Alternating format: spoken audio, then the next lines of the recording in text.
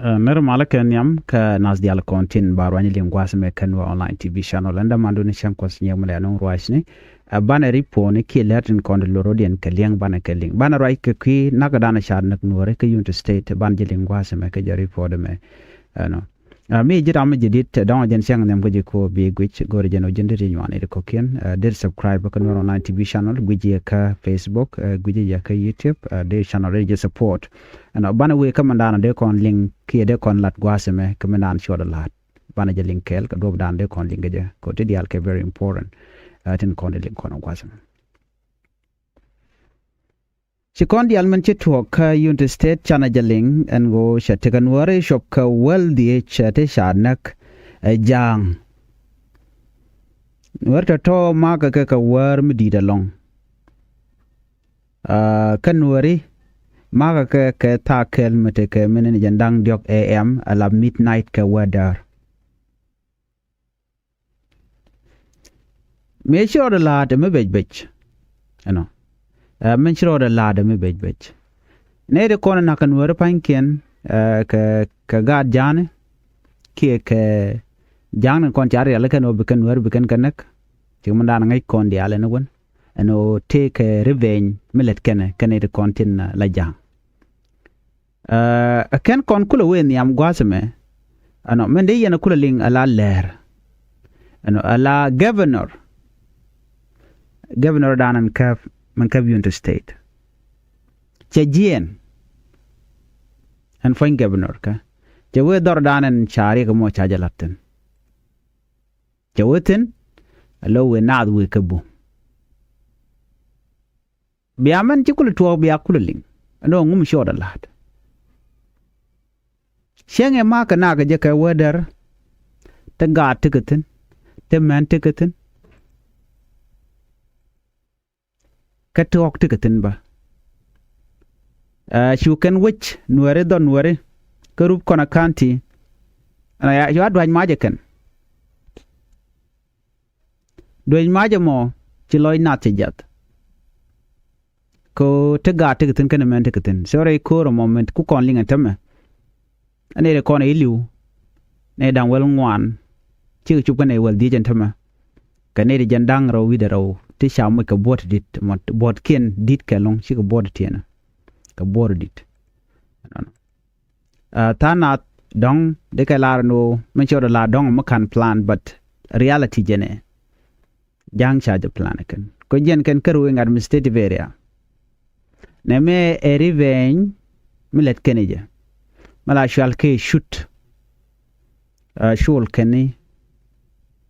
me shalat me lat keno shalat engwani e ter shong malaysia jen shol komona ko na dwa nang na pin naka na pin ke weather ma rami mo mu wuji gor dor ke weather ma jen shal nek pin kene de konen ku kan ga target gwada me kene tin kon tin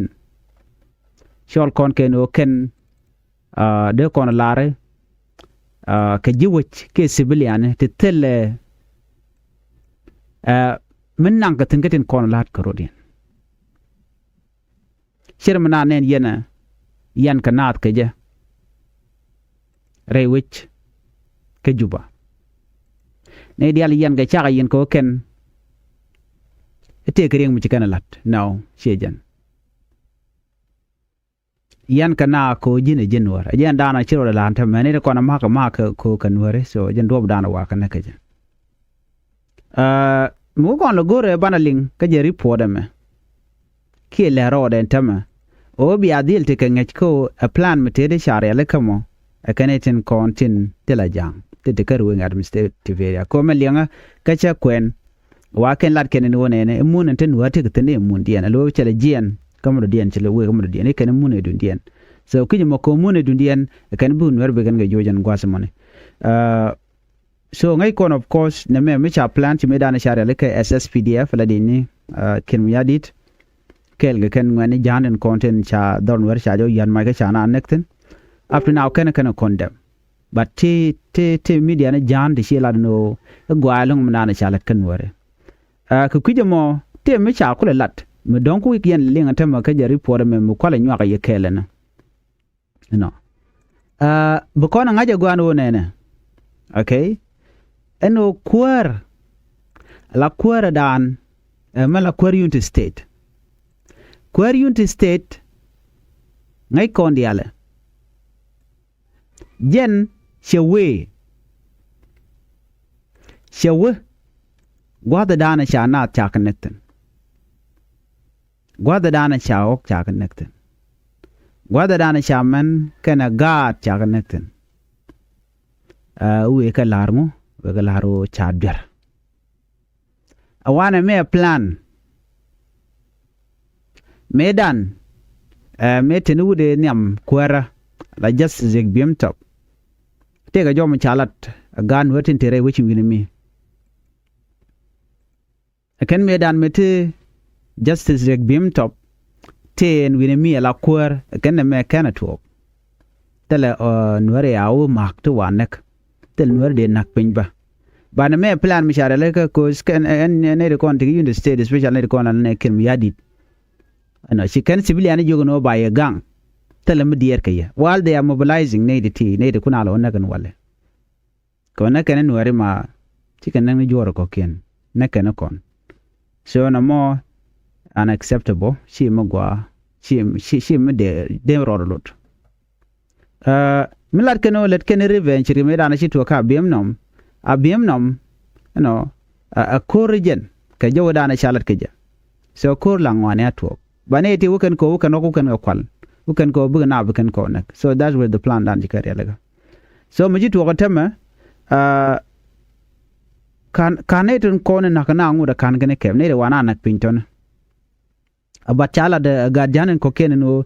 no need no de ne de toti ya now nak no ka kru ko na kanti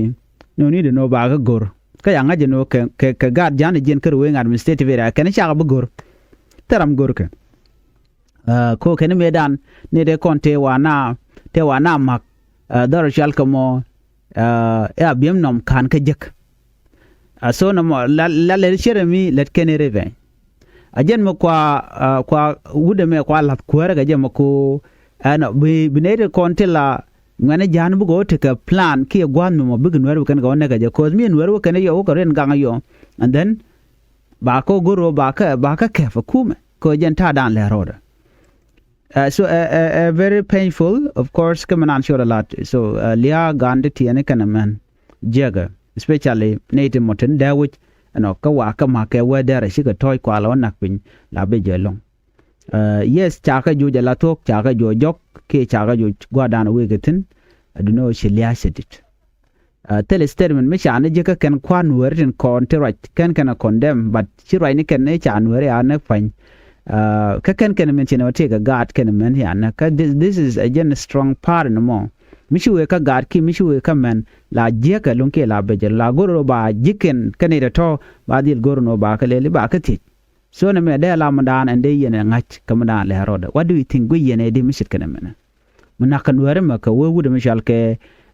min 12 we ko am la governor ka unit state and then after that me na ga che jien che we gwa dan chana nekten kan ne da to na kana ba ka jik ba ka kef not yet nobody know but the jazlo I ko de ne dang wel dich de kan ne jandang ru de ro te ka bot dit ngai kon beje siam sho lut kare dien tementen te gaten che ka tur kon cha cheer ka media ke tur beje long agenda nan gore de nya kon kelen nya ga ne ko kien ko bi right wen kula mala chup gon kon gor kon ken wo de ka weten